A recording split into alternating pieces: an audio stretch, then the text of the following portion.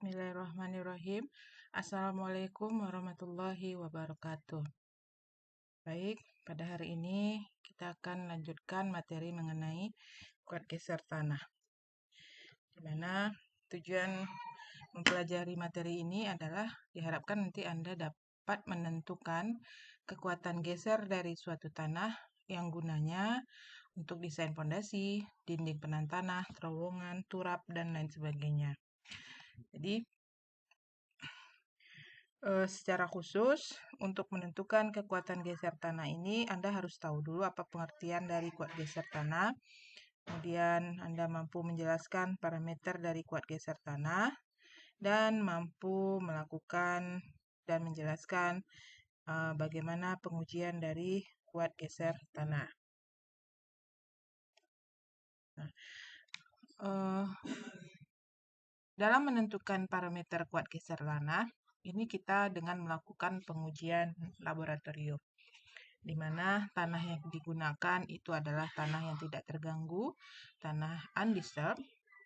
Tanah tersebut diperoleh di lapangan dengan cara dibor dengan kedalaman tertentu.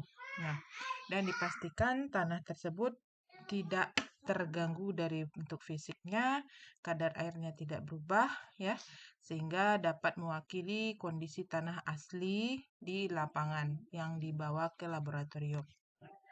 Adapun pengujian kuat geser tanah di laboratorium itu ada 3. Yang pertama adalah uji geser langsung atau direct shear, yang kedua uji triaksial, dan yang ketiga uji kuat tekan bebas atau unconfined compression strength test. Nah, 3 pengujian ini dilakukan di laboratorium untuk menentukan parameter kuat geser tanah. Dan untuk menentukan parameter kuat geser tanah juga bisa dilakukan dengan pengujian di lapangan, yaitu uji geser kipas atau fan shear test. Nah, pada pertemuan sebelumnya, kita sudah mempelajari bagaimana cara menentukan parameter kuat geser tanah dengan pengujian direct shear atau uji geser langsung. Dan pada hari ini kita akan lanjutkan untuk pengujian yang kedua, yaitu uji triaksial atau triaksial test. Pengujian triaksial ini, ya, terlihat di gambar. Ini alatnya, ini alat uji triaksialnya, ya. Jadi di sampel tanahnya yang ini sampel tanahnya, artinya sampel tanah undisturbed yang Anda ambil di lapangan, Anda bawa ke laboratorium, kemudian tanah tersebut dicetak, ya, diletakkan dalam alat ini, alat triaksial namanya. Nanti saya akan jelaskan bagaimana prosedur kerjanya. Nah, jadi pengujian triaksial ini itu merupakan pengujian kekuatan geser yang sering digunakan dan cocok untuk semua jenis tanah, ya. Nah, jadi tapi pelaksanaan pengujian triaksialnya ini lebih rumit daripada direct shear. Dan diakui, ya, cara yang paling baik untuk mendapatkan parameter tanah itu dengan uji triaksial ini, ya. Parameter kohesi dan sudut gesek dalam, ya, yang nilainya itu dari cara pengujian yang paling baiknya yaitu dengan pengujian triaksial, karena disebabkan kondisi tegangan di lapangan itu bisa ditirukan dengan cara pemberian tegangan pada saat pengujian. Nah, jadi pada saat pengujian, artinya tanah di sini dia diberi tegangan itu persis sama ketika tanah itu mengalami tegangan saat di lapangan. Artinya, saat pengujian, ya, diberikan tegangan sel pada benda uji. Jadi selain benda uji ini diberikan tegangan akibat beban vertikal, benda uji ini juga diberikan tegangan, ya, di sekelilingnya atau tegangan sel. Itu sebagai simbolnya sebagai sigma 3, ya. Nah, nanti dari mana tegangannya nanti saya akan sampaikan ke sana. Nah, selain itu, pada pengujian triaksial juga tersedia pula fasilitas untuk mengukur tekanan air pori dan perubahan volume selama pelaksanaan pengujian. Nah, jadi pengujian triaksial ini juga bisa kita mengukur berapa tekanan air pori, ya, tekanan air pori di dalam sampel tanahnya, dan juga perubahan volume, ya, selama pelaksanaan pengujian. Perubahan volume yang setara dengan perubahan tinggi dari benda uji, ya. Ketika benda uji diberi beban yang tinggi sebelum diberi beban tinggi awal benda uji misalnya H0, setelah dikasih beban tinggi akhirnya yaitu H, karena ada perbedaan tinggi di sini. Perbedaan tinggi akibat tekanan air dari pori-pori tanah itu keluar. Sehingga apa yang terjadi? Ada perubahan tinggi dan juga perubahan volume tanah. Ini skema uji triaksialnya.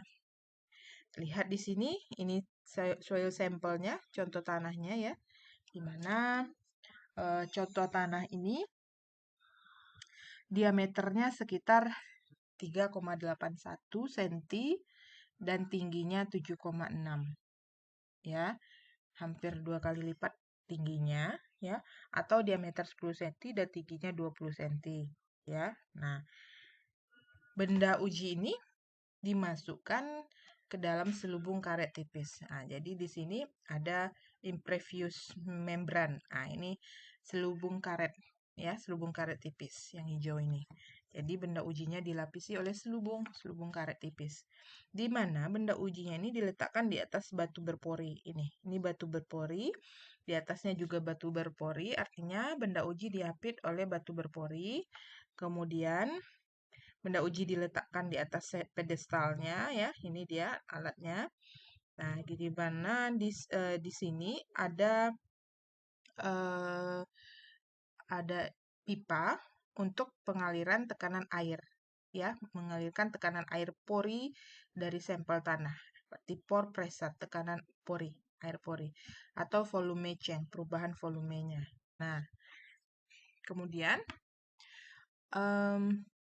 di atas batu berpori ini diletakkan plat, ya. Nah, sehingga nanti seluruhnya ini dilapisi oleh membran karet tadi, selubung karet, ya. Nah, lalu sampel tanah ini diletakkan ke dalam tabung kaca. Nah, ini tabung kacanya. Ini tabung kacanya. Nah, biasanya di dalam tabung ini, ruang di dalam tabung ini diisi oleh air ataupun udara. Nah, pada saat pengujian nanti Anda di laboratorium ini diisi air. Nah, ini isi air nih semuanya. Nah, jadi ini di dalam tabung triaksial ini diisi air. Kemudian di sini ada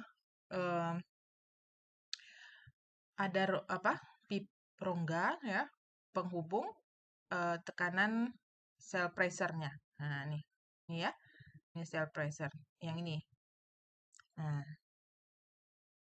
oke. Nah, benda uji ini ditekan oleh tekanan sel. Nah, jadi tekanan selnya yaitu sigma 3. Tekanan selnya dari mana? Tentu dari air. Nah, air sekeliling tanah tersebut diisi oleh air. Jadi tanah tersebut pun mengalami tegangan sel di sekeliling tanahnya, ya. Nah, berarti tegangan selnya ini arah horizontal. Yang simbolnya sebagai sigma 3. Yang berasal dari tekanan cairan di dalam tabung. Alat pengujian ini dihubungkan dengan pengatur drainase ke dalam maupun keluar dari benda uji, ya. Nah, juga untuk menghasilkan kegagalan geser pada benda uji ketika dia diberi beban, gaya aksial itu dikerjakan melalui bagian atas dari benda uji. Nah, ini ditutup, ya. Nah, seperti ini ya tampak kelihatannya kegagalan geser dari benda ujinya ketika setelah benda uji diberi beban. Artinya benda uji diterapkan beban vertikal, beban aksial, dan beban horizontal dari tegangan selnya. Nah, ini bentuk keruntuhannya. Nah,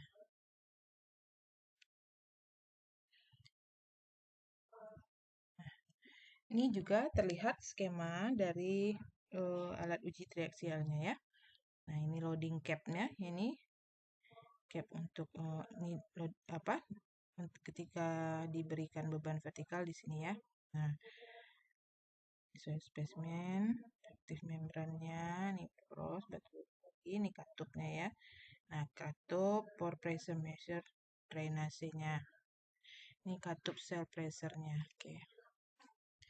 Nah, ini gambar pengujiannya ya. Nah, ini ya. Ini tabung sel triaksialnya.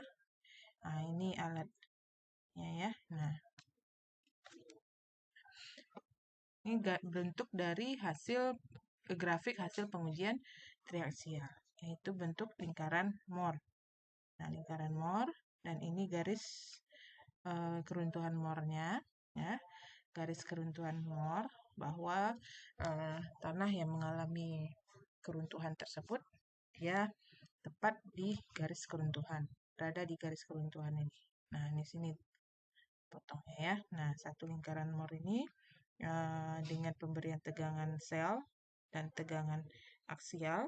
Tegangan aksial simbolnya sigma 1, tegangan sel simbolnya sigma 3. Nah, jadi istilah dari sigma 1 ini adalah tegangan utama mayor atau mayor principal stress. Sigma 3 ini adalah tegangan utama tengah atau tegangan utama minor ya. Sigma 3 ini tegangan utama minor principal stress, dan yang sigma 1 ini mayor principal stress atau tegangan utama mayor. Nah, sigma 2 itu sama juga dengan sigma 3, arahnya tegangan utama tengahnya atau intermediate principal stress. Ini ada di buku ya. Nah, ini dia simbolnya. Tau ini adalah tegangan geser ya. C adalah kohesi yang akan kita dapat, dan P sudut gesek dalam.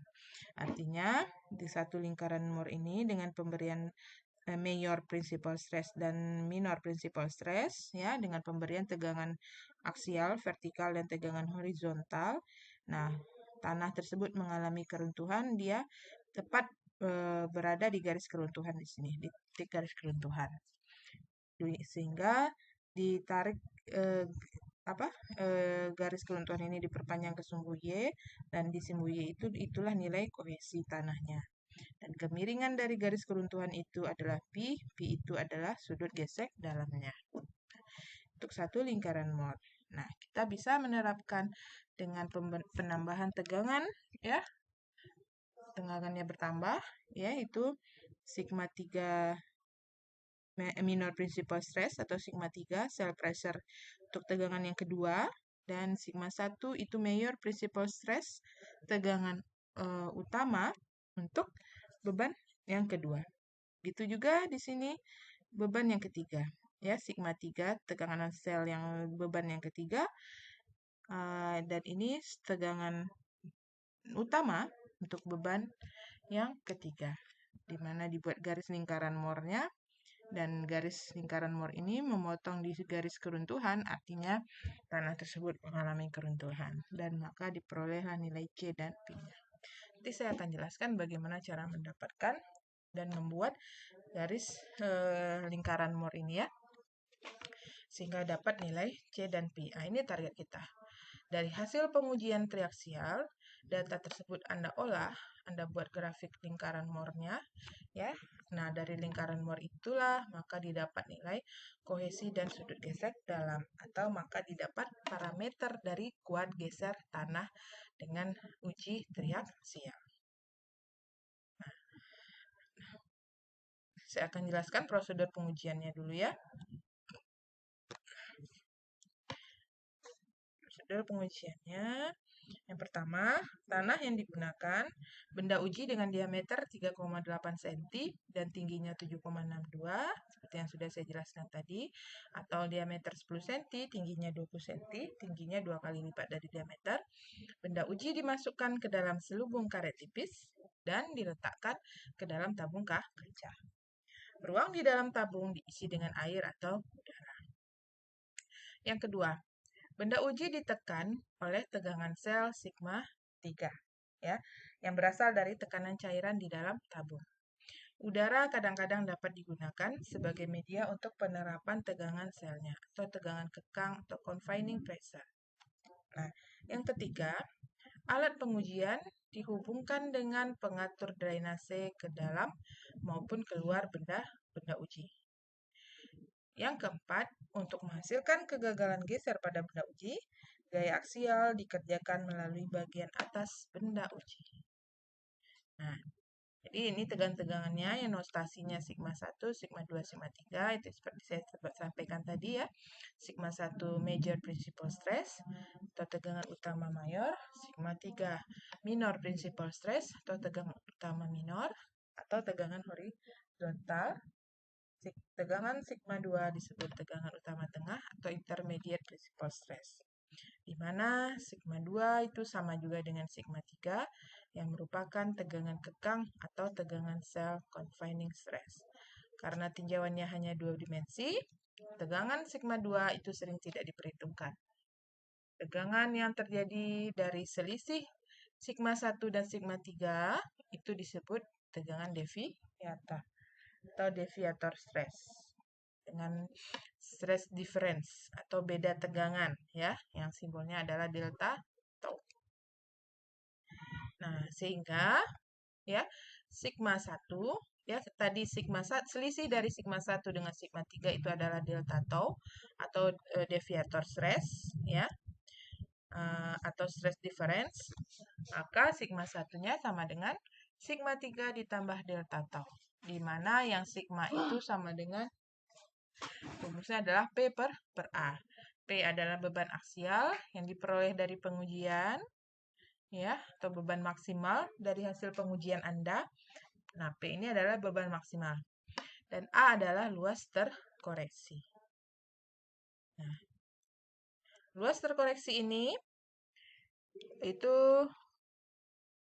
nah, rumusnya adalah, nah ini ya, A itu luas terkoreksi, A0 luas awal, V0 volume awal, delta V perubahan volume, L0 itu panjang benda uji awal, dan delta L itu perubahan panjangnya. Nah, jadi untuk pengujian, untuk pengujian tidak mencatat perubahan volume, maka dia akan mencatat di sini perubahan luasnya ya, yang luas terkoreksinya itu sama dengan luas awal dibagi 1 dikurang perubahan panjang sampelnya dibagi dengan panjang awal ya. Nah, karena tentu tanah tersebut dia mengalami perubahan volume dan perubahan tinggi sehingga otomatis ada terjadi perubahan luasan, yaitu luasan yang terkoreksi, di mana yang delta L per L0 ini perubahan panjang dibagi panjang awal itu sama juga dengan regangan ya. Nah, regangan atau ini sehingga luas terkoreksi sama dengan luas awal dibagi dengan 1 dikurang regangan. Uji triaksial itu dapat dilaksanakan dengan 3 cara. Yang pertama, uji triaksial unconsolidated undrained atau unconsolidated ini tak terkonsolidasi, undrained ini tak terdrainase atau tak teralirkan. Ya. Nah, atau istilahnya triaksial UU. Nah, triaksial UU ini disebut juga dengan quick test atau pengujian cepat. Kemudian yang kedua, uji triaksial consolidated undrained. Terkonsolidasi, undrained, tak terdrainase, tak teralirkan. Atau triaksial CU. Ini juga disebut sebagai consolidated quick test atau uji konsolidasi cepat. Yang ketiga, uji triaksial consolidated drain atau terkonsolidasi teralirkan atau CD. Nah, saya jelaskan maksud dari konsolidasi ini adalah peristiwa keluarnya air dari rongga pori-pori tanah sehingga volume sehingga tinggi dari sampel tanahnya berubah, berkurang, dan volume, dan juga ada perubahan volume. Nah, itu yang namanya terkonsolidasi. Saya ulangi, konsolidasi ini peristiwa keluarnya air dari rongga pori-pori tanah. Sehingga tinggi sampel tanahnya berkurang, ada juga terjadi perubahan volume, dan apa yang terjadi pada butirannya? Butirannya semakin rapat, karena rongga porinya itu diisi oleh butiran-butiran tersebut. Nah, itu yang namanya peristiwa konsolidasi. Artinya, pada saat pengujian triaksial ini, sampel tanahnya terkonsolidasi. Air dari rongga pori-pori tanahnya diizinkan keluar. Nah, teralirkan, terdrainase.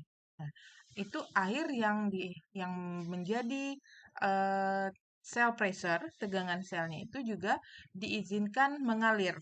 Nah, terdrainase, teralirkan. Nah, itu yang istilah drain undrain. Nah, baik, untuk tahap pertama saya akan jelaskan pengujian unconsolidated undrain. Nah, saya lihatkan dulu proses pengujiannya di laboratorium. Caranya yang pertama adalah keluarkan sampel tanah dari extruder, ya.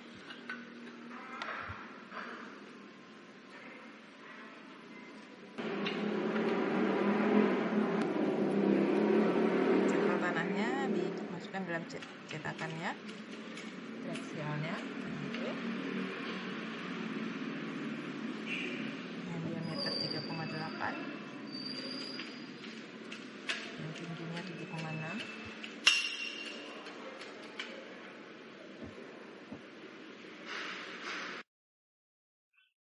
Kemudian benda uji dibungkus dengan membran karet.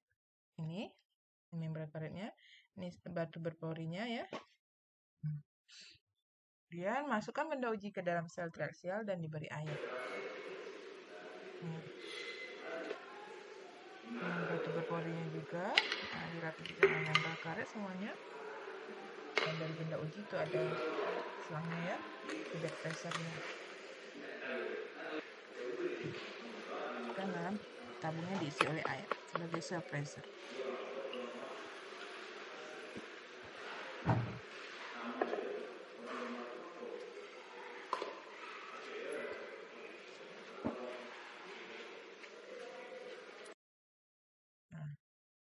Hidupkan mesin dan catat dial beban sampai benda uji root. Ini pengujian kita di laboratorium kita lakukan dengan triaksial UU, unconsolidated undrain, tak terkonsolidasi, tak teralirkan, ya. Air dari sel pressure tidak diizinkan keluar, kemudian air dari rongga pori-pori tanahnya juga tidak diizinkan keluar, artinya tidak dikonsolidasi dia, unconsolidated. Nah, itu dia pengujian UU di laboratorium salah satunya, ya. Nah, jadi pengujian UU ini umumnya benda ujinya berupa tanah lempung yang dibebani dengan penerapan tegangan sel, ya, penerapan sigma 3. Kemudian dibebani dengan beban normal atau sigma 1 sehingga melalui penerapan tegangan deviator sampai mencapai keruntuhan, ya, di mana air tidak diizinkan keluar dari benda uji atau katup drainasenya ditutup, sehingga beban normal tidak ditransfer ke butiran tanahnya atau tidak dikonsolidasi, yang menyebabkan adanya kelebihan tekanan air pori atau excess pore pressure dengan tidak ada tahanan geser hasil perlawanan dari butiran tanahnya. Jadi artinya si sampel tanah itu tidak dikonsolidasi, ya, unconsolidated. Artinya tidak dikonsolidasi ini artinya air yang di rongga porinya itu tidak diizinkan keluar. Sehingga beban normal itu tidak ditransfer ke butiran tanahnya. Ya, karena masih ada rongga pori, ya. Lain halnya kalau dikonsolidasi. Kalau dikonsolidasi, air dan udara yang ada di rongga pori tanah itu diizinkan keluar, sehingga ketika excess pore pressure-nya sudah habis, airnya sudah keluar, butiran-butiran tanahnya itu kan saling rapat tuh, saling bergeser akibat beban normalnya diterapkan. Nah, jadi beban normal itu ditransfer ke butiran tanahnya. Ya. Nah, sehingga timbul tahanan geser dari butiran tanahnya. Dari perlawanan antar butiran tanahnya. Itu yang consolidated, yang diizinkan terkonsolidasi. Nah, kalau unconsolidated sebaliknya, justru beban normalnya itu tidak tertransfer ke butiran karena masih ada air di rongga pori-pori tanah. Nah, jadi saya ulangi. Pada uji triaksial unconsolidated undrained ini atau quick test ini yang disebut sebagai pengujian cepat, benda uji yang umumnya berupa lempung mula-mula dibebani dengan penerapan tegangan sel. Tegangan sel atau sigma 3. Kemudian, benda uji dibebani dengan beban normal atau sigma 1. Ya. Nah, melalui penerapan tegangan deviator atau delta tau. Tegangan deviator ini delta tau, ya. Delta tau yang rumusnya tadi adalah sigma 1 dikurang sigma 3. Perbedaan tegangan, selisih tegangan antara tegangan normal dengan tegangan sel, ya. Sigma 3 nih. Nah, kemudian dengan melalui penerapan tegangan deviator ini, itu sampai mencapai ke keruntuhan. Jadi benda uji yang diberi tegangan sigma 1, Mayer principal stress, kemudian tegangan horizontal atau tegangan sel, minor principal stress, sigma 3, ini diterapkan hingga tegangan deviatornya mencapai keruntuhan. Jadi bentuk keruntuhannya seperti ini. Nah, bidang keruntuhannya. Retak-retak di tanahnya. Nah, pada penerapan tegangan deviator selama pergeseran, air tidak diizinkan keluar dari benda uji. Jadi, air yang ada di rongga pori-pori tanah ini tidak diizinkan keluar, ya. Nah, jadi selama pengujian, katup drainase ditutup. Nah, jadi katup drainase dari sampel tanah ini ditutup. Nah, ini ditutup. Nah, ini ditutup katupnya. Nah, itu unconsolidated. Undrained, air yang di dalam tabung benda uji ini, air yang di sini juga tidak diizinkan keluar, ya. Katup di sini juga tidak dibuka. Air yang di cell pressure ini tidak diizinkan keluar. Oke. Itu dia pengertian uji UU, unconsolidated undrained. Nah, ini saya hapus dulu ya. Nah, oke. Pengujian berikutnya yaitu consolidated drain. Nah, consolidated drain ini dikonsolidasi. Airnya artinya air di rongga pori-pori tanahnya itu diizinkan keluar. Jadi katup drainase dari benda ujinya dibuka. Undrained, tak teralirkan. Air yang ada di cell pressure-nya itu tidak diizinkan keluar.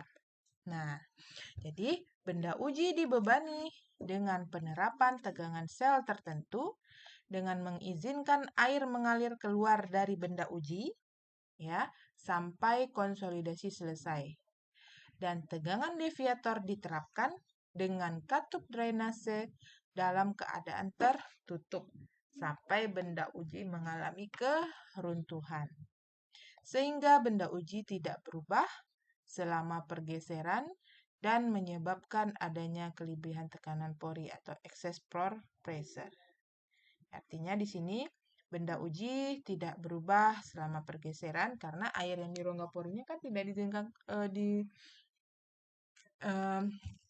diizinkan keluar ya. Nah, jadi ini pengujian consolidated undrained.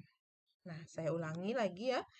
Uji triaksial consolidated undrained ini atau consolidated quick test atau uji terkonsolidasi cepat, benda uji mula-mula ditekan dengan tekanan sel tertentu dengan mengizinkan air mengalir keluar dari benda uji sampai konsolidasinya selesai. Konsolidasi selesai ini sampai air yang ada di rongga porinya itu sudah habis keluar. Jadi yang turun itu pergerakan antar butirannya aja lagi, ya. Antar butirannya yang mengalami perlawanan akibat diberi beban normal, ya. Nah, situ dia konsolidasinya selesai. Tahap selanjutnya, tegangan deviator diterapkan dengan katup drainase dalam keadaan tertutup sampai benda uji mengalami keruntuhan. Karena katup drainase tertutup, volume benda uji pada tahap kedua ini tidak berubah selama pergeseran. Ya. Nah, pada pengujian dengan cara ini akan terjadi kelebihan tekanan air pori dalam benda uji dan pengukuran tekanan air pori dilakukan selama pergeseran berlangsung. Itu dia uji triaksial CU. Nah, dan yang terakhir uji triaksial CD. Nah, uji triaksial CD ini ya, tegangan sel tertentu diterapkan pada benda uji dengan katup drainase terbuka sampai konsolidasi selesai. Dengan katup drainase tetap terbuka, tegangan deviator diterapkan dengan kecepatan yang rendah sampai benda uji runtuh. Kecepatan pembebanan yang rendah dimaksudkan agar dapat menjamin tekanan air pori nol selama proses pergeseran. Nah, jadi dari penjelasan ini, prinsip dasar dari pengujian triaksial itu mula-mula terhadap masing-masing benda uji diberi tegangan sel atau sigma T3. Dan ditunggu sampai stabil. Selanjutnya, berikan tegangan deviator, di mana beban dibaca pada regangan tetap tertentu hingga terjadi keruntuhan. Nah, jadi tergantung dari jenis pengujian, apakah pengujiannya CD, CU, atau UU. Jadi selama pemberian tegangan sel keran pengaliran dapat dalam keadaan tertutup atau dapat dalam keadaan terbuka. Tergantung pengujiannya apa, CD, CU, atau UU. Sehingga berdasarkan data yang diperoleh dari pelaksanaan pengujian, dapat digambarkan grafik lingkaran Moore-nya untuk menentukan parameter kuat geser tanah, yaitu kohesi dan sudut gesek dalam.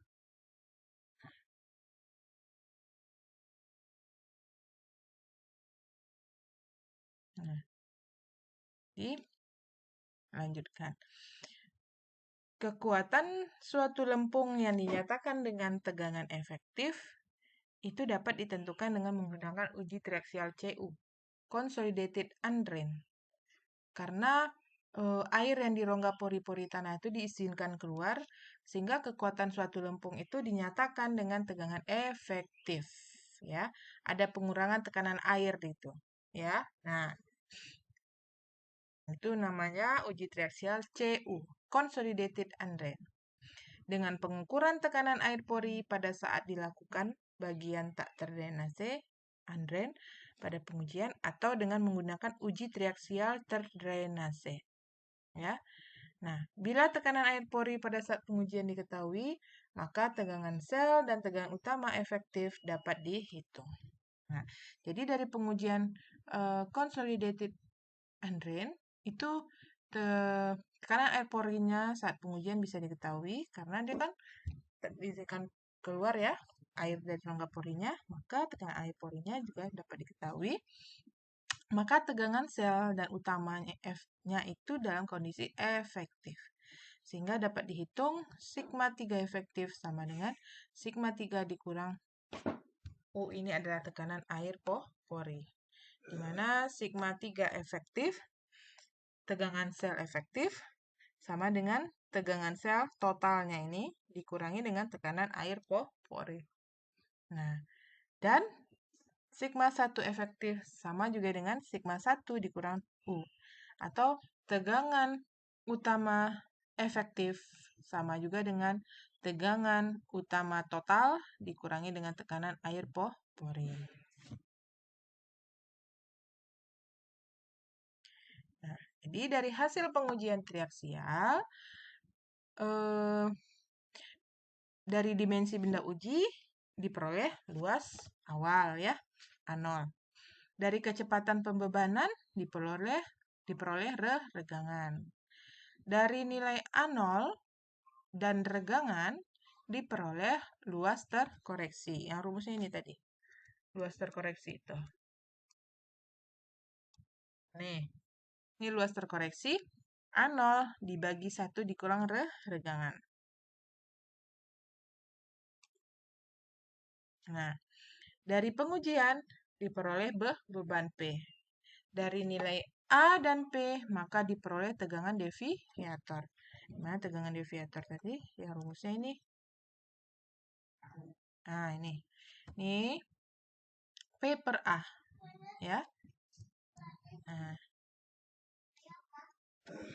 tegangan deviator P per A. Jadi dari mana dia tadi? Nah, dari pengujian diperoleh beban P. Dari nilai luas penampang terkoreksi dengan beban P, maka diperoleh tegangan deviator. Ya, rumusnya adalah P per A. Nah, dari nilai sigma 3 yang diterapkan di awal pengujian dan nilai tegangan deviator diperoleh sigma 1, tegangan utama. Nah, dengan memasukkan nilai sigma 3 dan sigma 1 ke dalam grafik lingkaran Mohr, maka diperoleh parameter kuat geser tanah, kohesi, dan sudut gesek dalam. Seperti gambar ini tadi ya. Nah, tadi saya sudah jelaskan gambarnya, jadi Anda sudah terbayang dengan apa yang saya sampaikan ini. Nah, ini.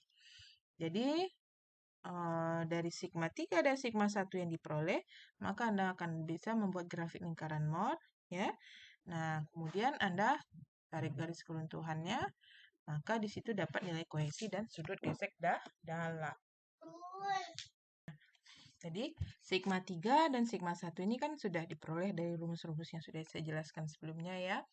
Nah, di mana yang sigma 1 ini diperoleh dari sigma 3. Apa rumusnya tadi? Yang sigma 1 sama dengan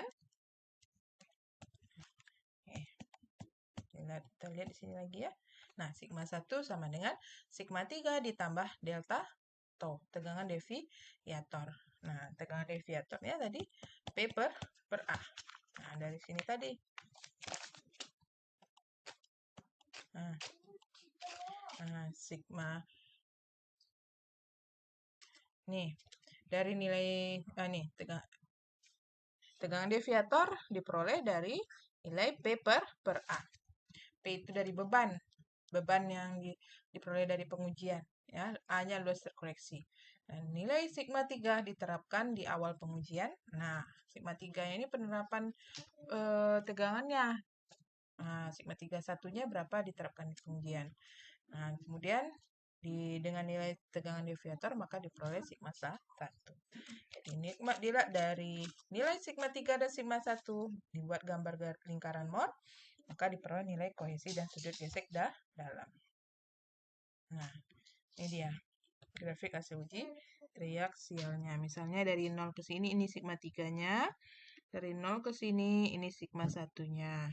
Kemudian sigma 3 dengan sigma 1 sudah dapat, maka sigma 3 dengan sigma 1 ini diameter lingkarannya, ya. Diameter lingkaran, titik tengahnya itu jari-jarinya. Nah, ini jari-jarinya berarti. Jadi jari-jari itu sama juga dengan sigma 1 dikurang sigma 3 dibagi 2. Nih, ini jari-jari. Nah, kemudian yang ini juga jari-jari, ya. Nah, ini jari-jari, ini kalau dibungkan ke sini itu sama juga nilai tau tegangan gesernya, ya. Jadi tegangan gesernya berapa di sini? Nah, ini dapat. Nah, itulah nilai kohesinya, ya. Itulah nilai kohesinya. Dan sudut gesek dalamnya, ininya lagi, ya. Sudut gesek dalamnya, karena di sini apa? Untuk menentukan besarnya harga C dan P dapat dilakukan dengan analisis ataupun grafis. Kalau secara analitis dapat dipecahkan dengan menggunakan persamaan-persamaan yang dihasilkan, dan bila dicari dengan grafis dapat dilakukan dengan menggunakan lingkaran Moore yang ini. Ya, jadi C-nya dapat, sudut geseknya tentu 0 ya, karena dia garis lurus, nggak miring, ada kemiringan keruntuhannya, lurus. Berarti sudut gesek dalamnya 0. Nah, ini kalau dia sudut gesek dalamnya ada. Nah, dari grafik lingkaran Moore ini, ya, ini sigma 3 untuk penerapan tegangan sel pertama, ya. Dan ini sigma 1 tegangan utama untuk penerapan tegangan sel yang pertama. Kemudian ini sigma 3 untuk penerapan tegangan sel yang kedua. Artinya sel pressure-nya itu dikasih berapa ya. Artinya ditambahkan dari awal, sehingga setelah diolah datanya dapat tegangan utama penerapan tegangan sel yang kedua. Maka dari dua lingkaran Moore ini ditarik garis singgungnya, itulah garis keruntuhannya. Nah, jadi kemiringan dari garis keruntuhan ini adalah P-nya, sudut gesek dalamnya. Dan garis keruntuhan ini memotong di sumbu Y, itu adalah nilai kohesinya. Di mana grafik lingkaran Moore ini grafik hubungan antara tegangan normal, tegangan dengan kuat tegangan geser. Nah, itu dia cara membuat grafik lingkaran Moore, sehingga diperoleh data nilai kohesi dan sudut gesek dalam. Ini berikut contoh soalnya. Nah, dari pengujian triaksial diperoleh datanya sebagai berikut. Nah, ini tegangan sel yang diterapkan. Artinya ini sigma 3-nya, ya. Nah, ini sigma 3. Tegangan sel yang diberikan pertama 150 kN per meter kuadrat. Ini tegangan sel yang pertama. Ini tegangan sel yang kedua dikasih lagi, jadinya 300, 2 kali lipat tegangan awal, ya. Bagaimana keruntuhan yang terjadi dari tanahnya. Dan yang ketiga, tegangan sel yang ketiga itu 450 kN per meter kuadrat. Nah, kemudian dari pengujian tersebut diperoleh selisih tegangan utama, ya. Nah, ini selisih tegangan utama ini artinya tegangan 1, sigma 1 dikurangi dengan sigma 3. Sigma 1-nya belum dapat, ya. Artinya selisih tegangan utama ini sama juga dengan tegangan deviator, tekanan deviator. Nah, dan sementara tekanan air porinya diperoleh. Nah, tekanan air porinya U-nya. U-nya yang tegangan sel pertama, kedua, dan ketiga. Berarti dalam kondisi efektif. Nah, jadi makanya di sini ini diolah datanya nanti diperoleh di sini tegangan efektif 1. Itu rumusnya adalah tegangan 1 dengan totalnya dikurangi angka pori. Nah, tegangan efektif 3 itu sama dengan tegangan total 3-nya dikurangi angka pori. Nah, angka porinya sudah diketahui, sigma 3-nya sudah diketahui, maka sigma 3 efektifnya dapat, ya. Nah, kemudian sigma 1-nya lagi. Nah, ini selisih tegangannya ini. Nah, berarti kan ini sama juga dengan sigma 1 dikurang sigma 3-nya 150 kan? Nah, sama dengan 192. Maka sigma 1-nya jadi berapa? Jadi sigma 1-nya adalah 192 ditambah 150. Kan dapat sigma 1. Ini dia. Sigma 1-nya dapat 192 tambah 150. Berarti 342.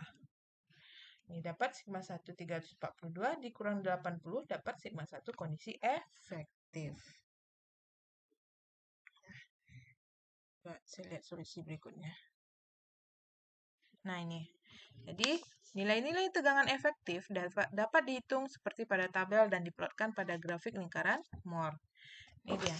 Jadi, sigma 3-nya tadi 150, 300, 450. Sigma satunya diolah sama rumus ini. Jadi sigma 1 sama dengan sigma 3 ditambah dengan tegangan deviator. Sigma 3-nya 150, tegangan deviatornya berapa? 192. Maka dapatnya sigma 1 342. Nah, kemudian yang kedua, sigma satunya sama dengan sigma 3 tambah tegangan deviator. Sigma 3-nya 300 tambah tegangan deviatornya adalah 341. Berarti 641. Ini dia. Kemudian yang ketiga, sigma 1 yang ketiga. Berarti sigma 3 ditambah tegangan deviator. Sigma 3-nya 450, tegangan deviatornya 450 ditambah 504. Berarti 954. Ini dia.